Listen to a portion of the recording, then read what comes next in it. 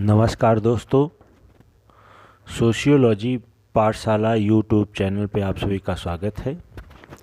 दोस्तों, हमारे इस यूट्यूब चैनल पे आप सभी को ऑब्जेक्टिव टाइप के क्वेश्चन प्रोवाइड किए जाते हैं, उसका आंसर एनालिसिस के रूप में दिया जाता है और विभिन्न विषयों पर मैं शॉर्ट नोट्स भी बनवाता हूँ या फिर कहें तो मैं विभिन्न थिंकर्स पे और कॉन्सेप्ट पे भी वीडियो समय समय पे डालता रहता हूँ।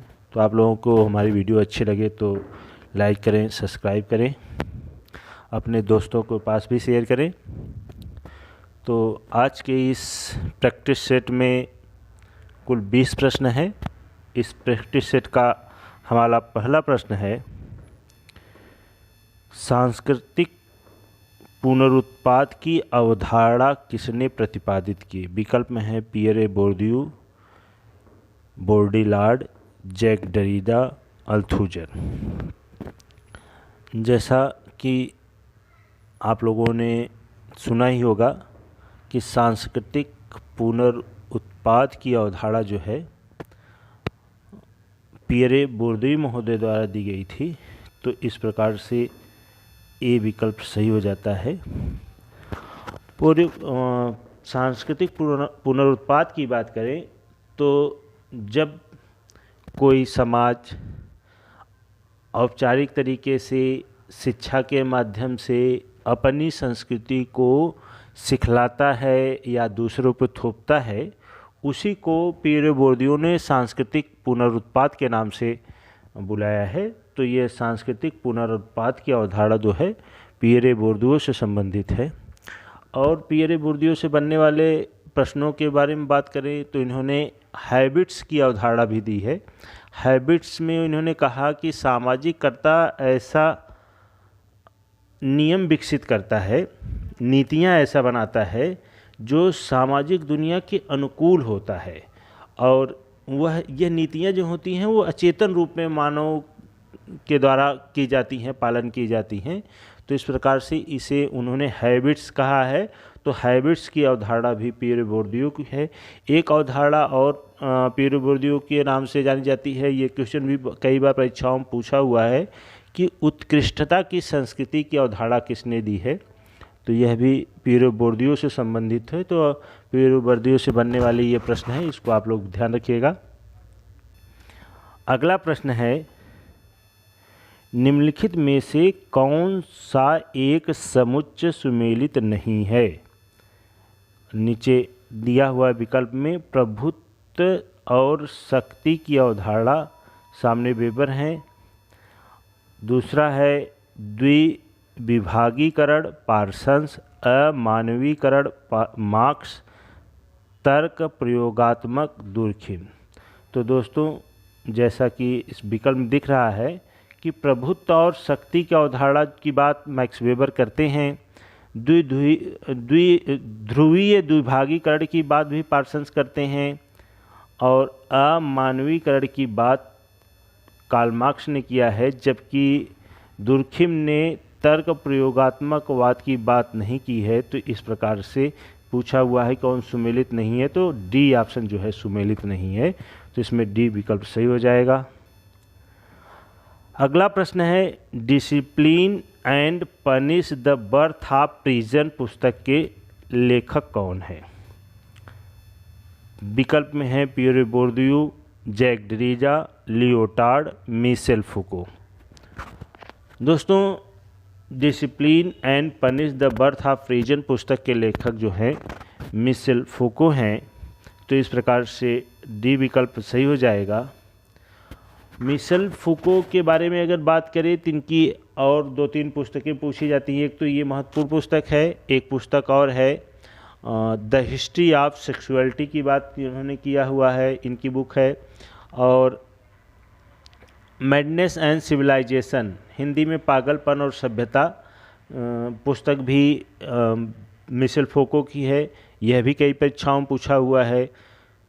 मिशेल फुको जो है ज्ञान शक्ति के संबंध के षड्यंत्र की बात भी करते हैं, और शक्ति का पृथक अस्तित्व नहीं होता है, यह सदैव जो है सामाजिक संबंधों में पाई जाती है। इसकी बात करते हैं और कहते हैं कि जिसके पास ज्ञान होता है उसके पास शक्ति होती है। यह बात जो है मिशेल फूको ने कहा है, और शक्ति जो है विमर्श के माध्यम से कार्य करती है। यह बातें भी मिशेल फूको ने की है। यह भी परीक्षाओं में बार बार पूछा जाता है, तो आप लोग इसको ध्यान रखिएगा। अगला प्रश्न है, सामाजिक अनुसंधान के संदर्भ में कौन सा कथन सत्य है? सामाजिक अनुसंधान में कौन सा कथन सत्य है? पहला कथन है, सामाजिक अनुसंधान का उद्देश्य नए सिद्धांतों का निर्माण व पुराने सिद्धांतों का परीक्षण करना। दूसरा है विकल्प में, सामाजिक अनुसंधान के आधार पर भविष्यवाणी करना संभव नहीं।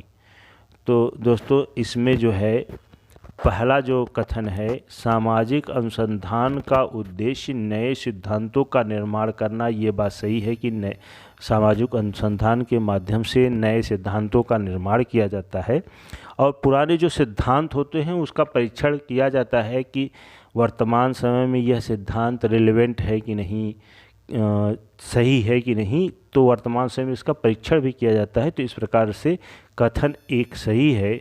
जबकि दूसरा कथन है, सामाजिक अनुसंधान के आधार पर भविष्यवाणी नहीं की जा सकती है। तो इसका मतलब ये कथन गलत है, क्योंकि सामाजिक अनुसंधान के आधार पर भविष्यवाणी की जा सकती है। तो इस प्रकार से दूसरा कथन गलत है, पहला कथन सही है। तो इसमें आंसर जो होगा हमारा ए आंसर सही हो जाएगा। विकल्प ए जो है सही हो जाएगा, केवल एक। अगला प्रश्न है, एक महान समाजशास्त्री जिन्होंने कहा था आधुनिकीकरण एक सांस्कृतिक प्रघटना है, Milton Singer, Daniel Bell, Anthony Giddens, Yogendra Singh. तो आधुनिकीकरण को सार्वभौमिक सांस्कृतिक प्रघटना जो है योगेंद्र सिंह ने माना है। तो इस प्रकार से ये आधुनिक समाजशास्त्री हैं, भारतीय समाजशास्त्री हैं योगेंद्र सिंह। इन्होंने कहा कि आधुनिकीकरण एक सार्वभौमिक सांस्कृतिक प्रघटना है। तो इस प्रकार से डी विकल्प सही हो जाएगा। यदि योगेंद्र सिंह से बनने वाले और प्रश्नों के बारे में बात करें तो इन्होंने आधुनिकता को मूल्यों की गठरी कहा है और बताया कि जातियां जो हैं वर्ग के ढांचे में काम करती हैं। तो यह भी क्वेश्चन पूछा जाता है, किसने कहा कि जातियां वर्ग के ढांचे में काम करती हैं? तो योगेंद्र सिंह ने कहा है। और एक क्वेश्चन बनता है इनसे कि संस्कृतिकरण की बात जो श्रीनिवास ने किया है, इसको योगेंद्र सिंह ने बताया यह जो है अग्रिम सामाजिकरण है। संस्कृतिकरण अग्रिम सामाजिकरण है। उसके बाद इन्होंने मानवतावाद और बुद्धिवाद को जो है पश्चिमीकरण का रूप बताया है, यह भी पूछा जाता है। और इनकी दो पुस्तकें बहुत महत्वपूर्ण हैं, कई परीक्षाओं में पूछी जाती हैं। एक है मॉडर्नाइजेशन ऑफ इंडिया ट्रेडिशन और एक है social justification and social change in India. पुस्तकों का नाम फिर से आप लोग सुन लीजिए, पुस्तकें बहुत महत्वपूर्ण हैं, कई बार परीक्षाओं में पूछी गई हैं। Modernisation in Indian tradition, social stratification and social change in India, दो पुस्तकें हैं। और बात करें, इन्होंने चारनूखेड़ा गांव का अध्ययन किया हुआ है। हमारा अगला प्रश्न है, मंडल आयोग ने पिछड़े वर्गों के चयन में निम्नलिखित में से किस समूह को आधार माना है? मंडल आयोग, पिछड़ा वर्ग के लिए मंडल आयोग का गठन किया गया था। इसने किस, नीचे जो विकल्प दिया गया है, एक समूह कुछ दिया गया है जिसके आधार पर उन्होंने पिछड़ा वर्ग को रखा था। तो किसके आधार पर रखा था? तो ये है जाति, वर्ग एवं आर्थिक पिछड़ापन, सामाजिक शैक्षणिक एवं आर्थिक पिछड़ेपन को, सामाजिक राजनीतिक एवं शैक्षणिक पिछड़ेपन को, सामाजिक सांस्कृतिक एवं आर्थिक पिछड़ेपन को। दोस्तों आप लोगों को बता दें कि 1956 ईस्वी में पहला पिछड़ा वर्ग आयोग बना था। इसके अध्यक्ष थे काका कालेलकर। तो यह भी पूछा जाता है कि पहला पिछड़ा वर्ग आयोग कब बना था, उसके अध्यक्ष कौन थे, तो 56 में ये बना था और इसके अध्यक्ष जो है काका कालेलकर थे। दूसरा आयोग जो है 79 में बनता है, 1979 में, और इसके आयोग के अध्यक्ष जो थे वो थे विंध्येश्वरी प्रसाद मंडल। इसको शार्ट में लिखा जाता है बीपी मंडल। इसके अध्यक्ष थे। इन्हीं के नाम के कारण इस आयोग का नाम ही पड़ गया मंडल आयोग। और यह आयोग जो है 1980 में, एक साल बाद ही क्या करता है, अपना रिपोर्ट प्रस्तुत करता है। इस रिपोर्ट में इन्होंने आर्थिक, सामाजिक और शैक्षणिक पिछड़ेपन को आधार बनाया था। बी विकल्प जो है इसका सही हो जाएगा।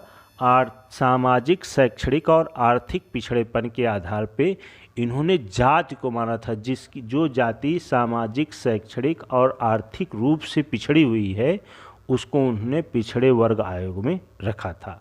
तो यह भी पूछा जाता है कि मंडल आयोग ने किसे पिछड़ा का इकाई क्या थी, तो जाति इकाई थी, और उन्होंने बताया कि सामाजिक, शैक्षणिक और आर्थिक रूप से जो पिछड़ी हुई जातियां हैं उन्हें जो है अन्य पिछड़ा वर्ग कहा जाएगा। और इस आयोग ने जो है 27% आरक्षण की बात करते हैं और बताते हैं कि कुल देश की 52% जनसंख्या जो है पिछड़े वर्ग के अंतर्गत आती है। और कुल जातियों की बात करें तो यह भी कई बार परीक्षाओं में पूछा हुआ है, 3743 3743 जनजातियाँ जो हैं, जातियाँ जो हैं वो पिछड़े वर्ग के अंतर्गत आती हैं।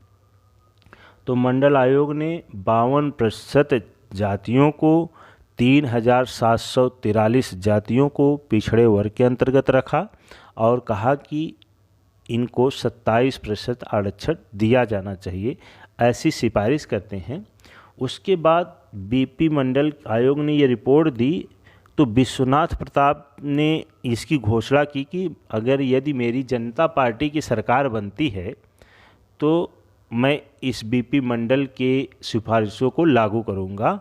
और सरकार बनने पर 1990 ईस्वी में जो है विश्वनाथ प्रताप ने यह जो है पिछड़े वर्ग मंडल आयोग के सिफारिशों को लागू करते हैं और 27% आरक्षण की बात करते हैं।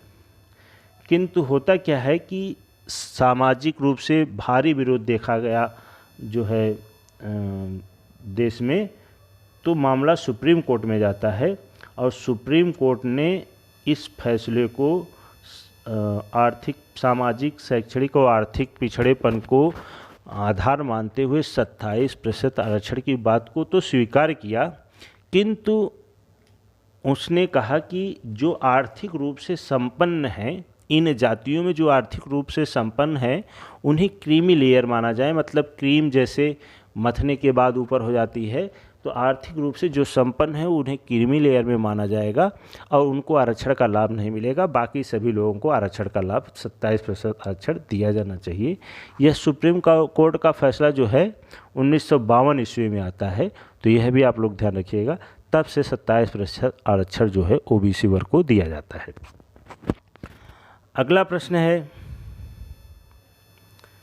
निम्नलिखित में से कौन सा युग्म सुमेलित नहीं है? जनजातियां दी हुई हैं और वह उनका निवास स्थान दिया हुआ है कि किस राज्य में निवास करती हैं।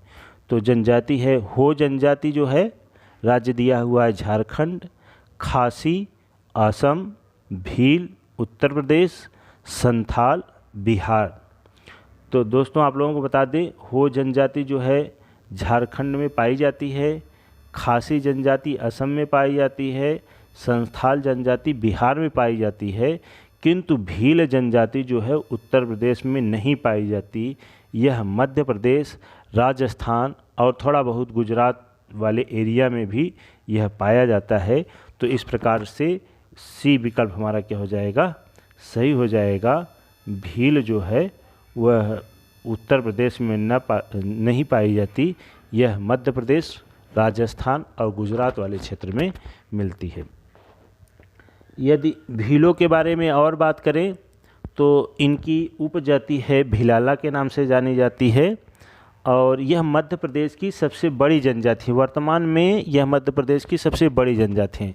इससे पहले जो है मध्य प्रदेश की सबसे बड़ी जनजाति जो थी गोंड थी, किंतु वर्तमान में मध्य प्रदेश की सबसे बड़ी जनजाति जो है वो भील है। और इनके एक मेला लगता है जो बहुत प्रमुख मेला है मध्य प्रदेश में, कई बार ये पूछा भी जाता है मध्य प्रदेश के एग्जामों में, भगोरिया मेला किस जनजाति से संबंधित है, तो यह भील जनजाति से संबंधित है।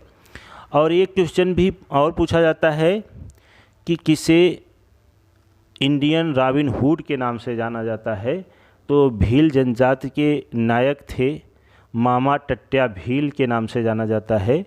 इन्हें अंग्रेज़ों ने इंडियन रॉबिन हुड की उपाधि दी थी। तो यह भी क्वेश्चन पूछा जाता है, आप लोग इसको ध्यान रखिएगा। अगला प्रश्न है, जीएस घुरिये द्वारा लिखित पुस्तकें हैं। यहाँ पे 5 पुस्तकों का नाम लिखा हुआ है, उसमें से कौन कौन सी पुस्तक जीएस घुरिये द्वारा लिखी गई है। पहला पुस्तक है जाति वर्ग एवं व्यवसाय, कास्ट क्लास एवं ऑक्यूपेशन। यह पुस्तक जो है जीएस घुरिये ने लिखा हुआ है। भारत में जाति और प्रजाति, caste and race in India, यह पुस्तक भी जीएस घुरिये की है। भारत में जाति, कास्ट इन इंडिया, यह पुस्तक जो है जीएस घुरिये की नहीं है, ये पुस्तक जो है जेएच हट्टन महोदय ने लिखा हुआ है। और अगला पुस्तक है भारतीय साधु, इंडियन साधु, यह पुस्तक भी जीएस घुरिये की है। हाँ, ध्यान रखिएगा दोस्तों, साधु ऑफ इंडिया आएगा तो वो बीडी त्रिपाठी की पुस्तक है, यदि इंडियन साधु आता है तो ये जीएस घुरिये की पुस्तक है। तो चौथी पुस्तक भी जीएस घुरिये की है। 5वीं, भारत में सामाजिक तनाव, सोशल टेंशन इन इंडिया, यह पुस्तक भी जीएस घुरिये की है। तो इस प्रकार से देखा जाए तो 1 2 4 5 1 2 4 5 सी विकल्प में है, तो इस प्रकार से सी हमारा राइट आंसर हो जाएगा। जीएस घुरिये के बारे में यदि बात करें तो घुरिये को भारत का भारतीय समाजशास्त्री पिता कहा जाता है। तो यह भी पूछा जाता है कि भारत का भारतीय समाजशास्त्री पिता किसे माना जाता है, तो जीएस घुरिये को माना जाता है। इन्होंने इंडियन सोशलॉजिकल सोसाइटी की स्थापना की और इन्होंने एक पत्रिका का प्रकाशन किया जिसे इंडियन सोशलॉजिकल बुलेटिन के नाम से जाना जाता है। यह भी बहुत महत्वपूर्ण है, भारत में पहली समाजशास्त्र की पत्रिका है ये। और उसके बाद इन्होंने जनजातियों को पिछड़े हिंदू कहा है। तो कई परीक्षाओं में पूछा हुआ है किसने जनजातियों को पिछड़े हिंदू कहा, तो जीएस घुरिये महोदय ने कहा हुआ है। और इनकी जात की परिभाषा बहुत महत्वपूर्ण है, एकदम अलग करके हट करके जात की परिभाषा इन्होंने दिया हुआ है। कहा कि जाति जो है इंडियन आर्यन संस्कृति की ब्राह्मणवादी संतान है और इसका पालन पोषण जो है गंगा यमुना के मैदान में हुआ है, वहाँ से देश के अन्य भागों में फैला हुआ है। जात जो है इंडियन आर्यन संस्कृति की ब्राह्मणवादी संतान है जिसका पालन पोषण गंगा यमुना के मैदान हुए और वहाँ से देश के अन्य भागों में फैला हुआ है। और यह भारतीय विद्याशास्त्री उपागम के समर्थक हैं, तो यह भी ध्यान रखिएगा। अगला प्रश्न है, यस्सी दुबे द्वारा लिखित पुस्तकों को कालक्रम के अनुसार व्यवस्थित कीजिए। यस्सी दुबे की 4 पुस्तकें दी हुई हैं, उसको कालक्रम में जो है लगाना है कि कौन से क्रम में कौन सी पुस्तक आई हुई है। पुस्तक है ट्राइबल, आप ध्यान रखिएगा दोस्तों, यहाँ से आपको चारों पुस्तकें जो हैं जीएस घुरिये की हैं, यस्सी दुबे की हैं, तो आप लोग इसको नोट बना कर लीजिएगा कि ये चार पुस्तकें जो हैं यस्सी दुबे की हैं। कई बार परीक्षाओं में पूछा जाता है ये। तो पहली पुस्तक है ट्राइबल हेरिटेज ऑफ इंडिया। यह पुस्तक जो है 1977 ईस्वी में आई थी, 1977 ईस्वी में आई थी, 1977 में यह पुस्तक आई थी। और दूसरी पुस्तक है इंडियन इंडिया चेंजिंग विलेजेस, जिसको मैंने कई बार आप लोगों को बताया है, इंडिया चेंजिंग विलेजेस पुस्तक जो है यह सामुदायिक विकास कार्यक्रम का जो है समीक्षा है। यह पुस्तक 1958 ईस्वी में आई थी। और तीसरी पुस्तक है इंडियन विलेज, यह पुस्तक 1955 ईस्वी में आई थी। और सोशल साइंसेज इन चेंजिंग सोसाइटी पुस्तक जो है 1974 ईस्वी में आई थी। तो इस प्रकार देखेंगे इंडियन विलेज 1955 ईस्वी में, तो नंबर 1 यह हो जाएगा। और दूसरे नंबर की बात करें तो 1958 ईस्वी में ये आई थी इंडिया चेंजिंग विलेज, तो यह नंबर 2 हो जाएगा। और उसके बाद 1974 ईस्वी में सोशल साइंसेज इन चेंजिंग सोसाइटी, तो ये पुस्तक हो जाएगी तीसरे नंबर पे। और ट्राइबल हेरिटेज ऑफ इंडिया पुस्तक जो है 1977 ईस्वी में आई थी। तो इस प्रकार से 4 विकल्प ये हो जाएगा। तो इस प्रकार से देखा जाए तो 3, 2, 4, 1, 3, 2, 4, 1 जो डी ऑप्शन में है यह राइट आंसर हो जाएगा। अगला प्रश्न है, क्रियात्मक शोध उस कार्य का भाग है जिसका लक्ष्य विद्यमान अवस्थाओं को परिवर्तित करना होता है, यह परिभाषा किसने कहा है? फिर से देख लीजिएगा, क्रियात्मक शोध उस कार्य का भाग है जिसका लक्ष्य विद्यमान अव्यवस्थाओं को परिवर्तित करना, यह किसने कहा है? विकल्प में है पीबी यंग, मोजर, गूढ़े एवं हार्ट, एल्मर। दोस्तों यह जो कोटेशन है, क्रियात्मक शोध उस क्रिया का भाग है जिसका लक्ष्य विद्यमान अवस्थाओं को परिवर्तित करना होता है, यह कथन जो है गूढ़े एवं हार्ट महोदय का है। तो इस प्रकार से सी विकल्प जो होता है सही हो जाएगा। गूढ़े एवं हार्ट ने इस प्रकार की परिभाषा दिया हुआ है क्रियात्मक शोध की। और यदि गूढ़े एवं हार्ट की पुस्तक की बात करें तो कई बार परीक्षाओं में पूछा हुआ है, मेथड इन सोशल रिसर्च पुस्तक जो है गूढ़े एवं हार्ट की है।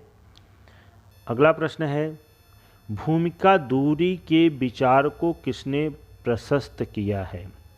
यानी कि भूमिका दूरी का विचार किसने प्रतिपादित किया है? विकल्प में है न्यूकॉम, जे बर्नार्ड, लेविंसन, इरविन गॉफमैन। दोस्तों यह भूमिका दूरी की अवधारणा जो है गॉफमैन महोदय ने दिया हुआ है। तो इस प्रकार से डी विकल्प क्या हो जाएगा? सही हो जाएगा। और गॉफमैन से बनने वाले प्रश्नों के बारे में बात करें तो गॉफमैन ने नाटककारिता का सिद्धांत दिया हुआ है। और इन्होंने इनकी यह कई बार परीक्षाओं में पूछा जाता है किस पुस्तक से में इन्होंने यह नाटककारिता का सिद्धांत दिया है, यह भी पूछा जाता है। तो यह पुस्तक है the presentation self in everyday life. इसी पुस्तक में इन्होंने नाटककारिता का सिद्धांत दिया हुआ है। और 2 अवधारणाओं को भी इसी के साथ में ये देते हैं, फ्रंट की अवधारणा और बैक की अवधारणा।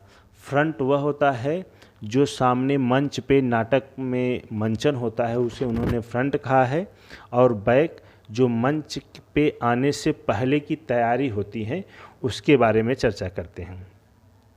और इसको समाज में देखा जाए तो मनुष्य जो है, मानव जो है, सबके सामने जो प्रस्तुत करता है वो नाटक की तरह फ्रंट होता है।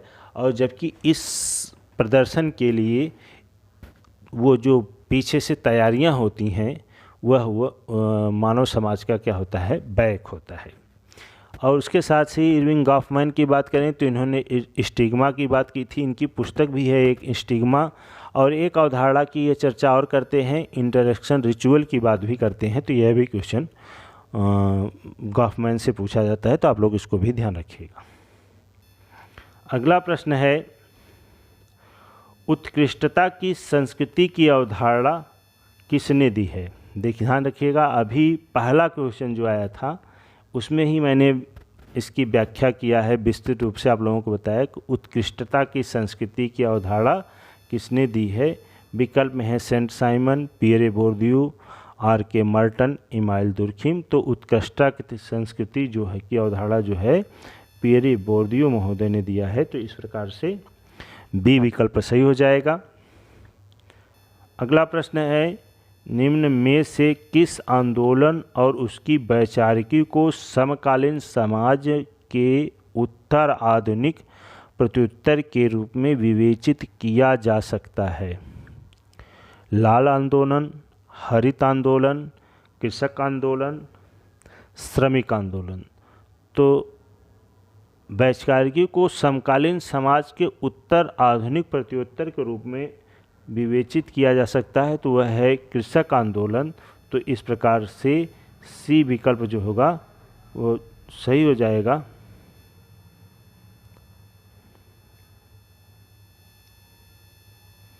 तो सी ऑप्शन क्या हो जाएगा, शुड बी राइट आंसर। अगला प्रश्न है, भारतीय संविधान में कौन सी अनुसूची पंचायती राज व्यवस्था की शक्ति से संबंधित है?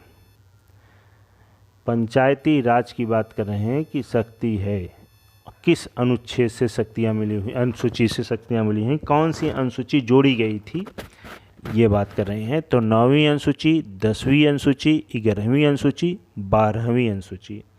दोस्तों आप लोगों को बता दें, हमारे संविधान में पंचायतों के गठन की बात जो है अनुच्छेद 40 जो कि राज्य के नीति निर्देशक तत्व के अंतर्गत आते हैं, जिसको शॉर्ट में डीपीएसपी के नाम से भी जाना जाता है, इसमें उल्लेख किया गया है पंचायतों को गठन की। और सबसे पहली बार जो है पंचायती राज का गठन जो है 1959 ईस्वी में राजस्थान का एक ज़िला है नागौर ज़िला, उसका एक गांव है दिदवाना गांव, उस गांव में किया गया था। तो यह भी पूछा जाता है कि पंचायती राज का गठन सर्वप्रथम कहाँ किया गया था, तो 1959 में राजस्थान के नागौर ज़िले के दिदवाना गांव में किया गया था। और इसका जो उद्घाटन हुआ था तो ये किसके द्वारा किया गया था, तो पंडित जवाहरलाल नेहरू द्वारा किया गया था। और यह पूरी तरीके से राज्यों पे निर्भर करता था कि यह लागू करे, पंचायती राज का गठन करे या न करे। तो 1992 में जो है 73वां संविधान, 1952 में 73वां संविधान संशोधन होता है और इस पंचायती राज व्यवस्था को संवैधानिक दर्जा दिया जाता है।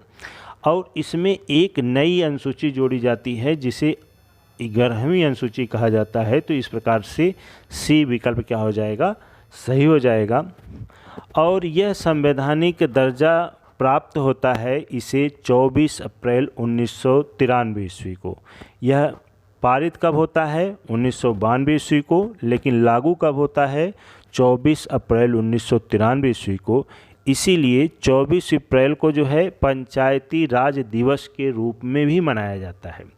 यह मनाना कब से प्रारंभ हुआ, तो ये 2010 से सरकार ने इसको कहा कि आप 24 अप्रैल को पंचायती राज दिवस मनाया जाएगा। और यदि पंचायतों को शक्तियों के बारे में बात करें तो उनके 19 विषय दिए गए हैं जिसके लिए ग्राम पंचायतें क्या बना सकती हैं, नियम कानून बना सकती हैं। अगला प्रश्न है, किस प्रकार की गरीबी स्वास्थ्य एवं शारीरिक प्रकार के रखरखाव के लिए आवश्यक मूलभूत संसाधनों के अभाव को दर्शाता है? तो आप लोगों को बता दें कि इसमें गरीबी को 2 तरीके से नापा जाता है। पहले विकल्प देख लेते हैं, संपूर्ण गरीबी या निरपेक्ष गरीबी, और इसको कहा जाता है एब्सोल्यूट पॉवर्टी, सापेक्षिक गरीबी, रिलेटिव पॉवर्टी, और सांस्कृतिक गरीबी, कल्चर ऑफ पॉवर्टी, लागू की गई गरीबी, इन्फोर्सियल पॉवर्टी। तो गरीबी मापने के 2 मापदंड हैं। एक तो यह जिसमें व्यक्ति को मूलभूत आवश्यकताएं, जिसमें रोटी कपड़ा मकान की आवश्यकताएं पूरी करने भर के भी पैसे न हों या आय के स्रोत न हों, तो उसे हम संपूर्ण गरीबी या निरपेक्ष गरीबी कहते हैं। इसमें हम किसी दूसरे व्यक्ति से तुलना नहीं करते, सिर्फ हम ये देखते हैं कि इस व्यक्ति को अपने रोटी कपड़ा मकानों की आवश्यकताओं की पूर्ति हो पा रही है कि नहीं। यदि नहीं हो रही है तो इसे संपूर्ण गरीबी के नाम से जाना जाएगा। सापेक्ष गरीबी वह गरीबी होती है जिसमें हम यह देखते हैं कि दूसरे की तुलना में वह गरीब है या अमीर है। तुलना करते हैं एक धनिक वर्ग में, एक गरीब वर्ग में, या दो व्यक्तियों में तुलना करते हैं कि इसमें कौन सा व्यक्ति ज़्यादा गरीब है। इसमें यह नहीं देखते कि मूलभूत आवश्यकताओं की पूर्ति हो रही है कि नहीं हो रही है। मूलभूत आवश्यकताओं की पूर्ति दोनों व्यक्तियों को हो रही हो, फिर भी एक व्यक्ति उसमें अमीर एक व्यक्ति गरीब हो, तो उसे हम कहेंगे सापेक्ष रूप से उनके वह व्यक्ति क्या है, गरीब है। तो इसमें दिया ही है कि जिसमें शारीरिक कार्य के रखरखाव के लिए आवश्यक मूलभूत संसाधनों का अभाव हो, तो इसे हम क्या कहेंगे, संपूर्ण गरीबी, निरपेक्ष गरीबी या एब्सोल्यूट गरीबी। तो इस प्रकार से ए विकल्प क्या हो जाएगा, सही हो जाएगा। अगला प्रश्न है, किसने कहा है कि सांख्यिकी अनुमान तथा संभाविता का विज्ञान है। सांख्यिकी अनुमान तथा संभाविता का विज्ञान है, किसने कहा है। विकल्प में है N Elhance, L Boddington, M Blair, Karl Pearson. दोस्तों, सांख्यिकी अनुमान तथा संभाव्यता का विज्ञान है, यह जो है कोटेशन एल बोडिंगटन महोदय का है। तो इस प्रकार से बी विकल्प क्या हो जाएगा, सही हो जाएगा। बोडिंगटन महोदय ने एक पुस्तक लिखा था, statics and their application to commerce. इसी पुस्तक में उन्होंने इसकी परिभाषा दिया हुआ है, सांख्यिकी अनुमान तथा संभाव्यता का विज्ञान है। तो इस प्रकार से बी विकल्प सही हो जाएगा। अगला प्रश्न है, उद्विकास के स्थान पर स्टेजेस ऑफ कल्चर। उद्विकास की जगह पे स्टेज ऑफ कल्चर का प्रयोग किसने किया है। Radcliffe Brown, Herbert Spencer, E B. Tylor, H. Morgan. तो दोस्तों, टाइलर महोदय ने उद्विकास के स्थान पर स्टेज ऑफ कल्चर की बात करते हैं। विभिन्न पुस्तकों में इसे संस्कृति का उद्विकास के नाम से भी जाना जाता है। तो यह एक उद्विकासी विद्वान थे, इन्होंने स्टेज ऑफ कल्चर की चर्चा किया हुआ है। तो इस प्रकार से सी विकल्प क्या हो जाएगा, सही हो जाएगा। और टाइलर महोदय ने धर्म के आत्मावाद का सिद्धांत दिया हुआ है। कई बार परीक्षाओं में पूछा हुआ है कि आत्मावाद का सिद्धांत या जीववाद का सिद्धांत, धर्म का जीववाद का सिद्धांत किसने दिया हुआ है। तो यह टाइलर महोदय से संबंधित है। इनकी पुस्तक बहुत फेमस है। कई बार यह भी परीक्षाओं में पूछा हुआ है कि प्रिमिटिव कल्चर पुस्तक किसकी है। तो ई.बी. टाइलर महोदय की है। तो इसको भी आप लोग ध्यान रखिएगा। अगला प्रश्न है, सामाजिक मूल्य है। सामाजिक मूल्य के अंतर्गत क्या क्या रखा जाता है। नीतिपरक आदर्श, विश्वास, नियम, मानदंड। विकल्प में है 1 और 2, 2 और 3, 3 और 4, 1 और 4। तो दोस्तों, सामाजिक मूल्य के अंतर्गत सामाजिक मूल्य की बात जो है राधा कमल मुखर्जी महोदय करते हैं। और इन्होंने मूल्य का समाजशास्त्र और मूल्यों का संस्करण 2 पुस्तक लिखते हैं।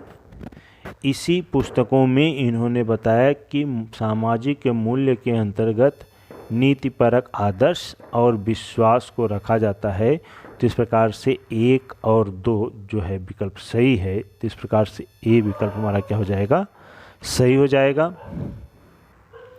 अगला प्रश्न है, विश्व के विकासशील देशों में औद्योगिकरण एवं शहरीकरण की प्रक्रिया के मध्य धनात्मक संबंध है, जबकि विकासशील देशों में इन दोनों प्रक्रियाओं के मध्य कोई धनात्मक संकेत नहीं देखा गया है। यह सामान्यीकरण किया, किस विद्वान ने यह सामान्यीकरण किया है कि विकासशील देशों में शहरीकरण और औद्योगिकरण के बीच में संबंध देखा गया है, किन विकसित देशों में शहरीकरण और औद्योगिक धनात्मक संबंध है, इनके बीच में कोई संबंध नहीं देखा गया है। किस विद्वान ने कहा है? विकल्प में है डेविस, सोबानी, टर्नर और पार्क। तो दोस्तों यह सामान्यीकरण जो है डेविस महोदय का है। तो इस प्रकार से ए विकल्प क्या हो जाएगा? सही हो जाएगा। डेविस महोदय से बनने वाले और प्रश्नों के बारे में बात करें तो इन्होंने ह्यूमन सोसाइटी पुस्तक लिखा हुआ है, किंग्सले डेविस। यह भी कई बार परीक्षाओं में पूछा है कि किसने ह्यूमन सोसाइटी पुस्तक लिखा हुआ है, तो किंग्सले डेविस महोदय ने लिखा हुआ है। और डेविस और मूर जो है एक पुस्तक जो है साथ लिखते हैं, सम प्रिंसिपल ऑफ स्ट्रेटिफिकेशन। तो यह भी बहुत महत्वपूर्ण पुस्तक है, कई बार यह भी परीक्षाओं में पूछा हुआ है। सम प्रिंसिपल ऑफ स्ट्रेटिफिकेशन किसकी पुस्तक है? तो डेविस और मूर की। और इसी पुस्तक में डेविस और मूर बताते हैं कि समाज में स्तरीकरण होना जरूरी है, इससे समाज के सभी कार्य सुचारू रूप से होते हैं। और डेविस की एक और पुस्तक है द मिथ ऑफ नेशन की बात करते हैं। डेविस महोदय का समुदाय की परिभाषा भी कई बार परीक्षाओं में पूछा हुआ है। समुदाय क्या है? तो समुदाय सबसे छोटा क्षेत्रीय समूह है जो सामाजिक जीवन के सभी पहलुओं को समाहित करता है। तो ये किसका परिभाषा है समुदाय के संदर्भ में? तो ये डेविस महोदय का है। और इस सेट का अंतिम प्रश्न है, निम्नलिखित में से कौन से समाजशास्त्री का यह अवलोकन है कि भारत के परिवार के अध्ययनों में है कि हिंदू भावनाएं अभी भी संयुक्त परिवार के पक्ष में हैं? हिंदू भावनाएं अभी भी संयुक्त परिवार के पक्ष में हैं, किसने कहा है? वाई.बी. दामले, के.एम. कपाडिया, मैकाइवर एवं पेज, जे.सी. अलेक्जेंडर। तो यह परिभाषा जो है हिंदू भावनाएं अभी भी संयुक्त परिवार के पक्ष में हैं, के.एम. कपाडिया महोदय ने कहा है, भारतीय विद्वान हैं। इन्होंने कहा कि हिंदू भावनाएं अभी भी संयुक्त परिवार के पक्ष में है। तो इस प्रकार से बी विकल्प क्या हो जाता है? सही हो जाता है। यदि कपाडिया से बनने वाले और प्रश्नों के बारे में बात करें तो इनसे कई प्रश्न पूछे जाते हैं कि ये के.एम. कपाडिया जो है महुआ गांव का अध्ययन किया हुआ है। महुआ गांव जो है सौराष्ट्र जिला पड़ता है गुजरात में, उसके महुआ गांव का अध्ययन किया हुआ है। और एक पुस्तक लिखते हैं, बहुत फेमस पुस्तक है, some aspects in family in Mahua, some aspect of family in Mahua इनकी पुस्तक है। तो पुस्तक तो आप लोग ऐसे भी जान जाएंगे क्योंकि लास्ट में महुआ शब्द जुड़ा हुआ है। तो महुआ गांव का अध्ययन करके इन्होंने यह पुस्तक लिखा हुआ है। और इनसे 2-3 कोटेशन हैं इनके, बहुत फेमस हैं कई बार। और उत्तर प्रदेश के टीजीटी पीजीटी में तो पीजीटी में ये कई बार इनके ये कोटेशन पूछे गए हैं कि हिंदू विवाह एक धार्मिक संस्कार है, किसने कहा है? तो यह कोटेशन जो है के.एम. कपाडिया का है।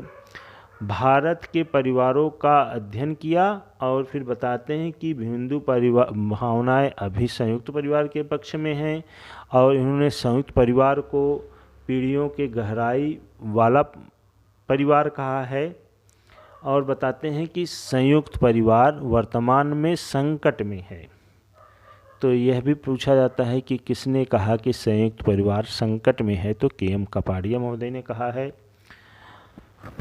और इन्होंने बताया कि संयुक्त परिवार सेवा का परिवार है। 2 पुस्तकें और भी इनकी पूछी जाती हैं, marriage, family and kinship India, और एक पुस्तक है हिंदू किनशिप। तो यह भी के.एम. कपाडिया से बनने वाले प्रश्न हैं, तो इनको भी आप लोग याद रखिएगा। तो इस प्रकार से यह 20 प्रश्न आज के पूर्ण होते हैं। मंजिल उन्हीं को मिलती है जिनके सपनों में जान होती है, पंखों से कुछ नहीं होता, हौसले से उड़ान होती है। दोस्तों आप लोग हौसला बनाए रखिए तो आप लोगों को मंजिल ज़रूर मिलेगी। इसी के साथ आपने इस वीडियो को देखा, बहुत बहुत धन्यवाद। जय हिंद, जय भारत। इस वीडियो को आप लोग लाइक करिए, चैनल को सब्सक्राइब करिए। अभी तक मैंने देखा है कि हमारे वीडियो को काफ़ी लोग देखते हैं पर कोई कमेंट नहीं आता, लाइक बहुत कम आते हैं। तो आप लोगों से हम आशा करेंगे कि देखने के बाद इस वीडियो को लाइक करें, चैनल को सब्सक्राइब करें और जो भी सुझाव हो आप लोग कमेंट बॉक्स में दे सकते हैं। बहुत बहुत धन्यवाद।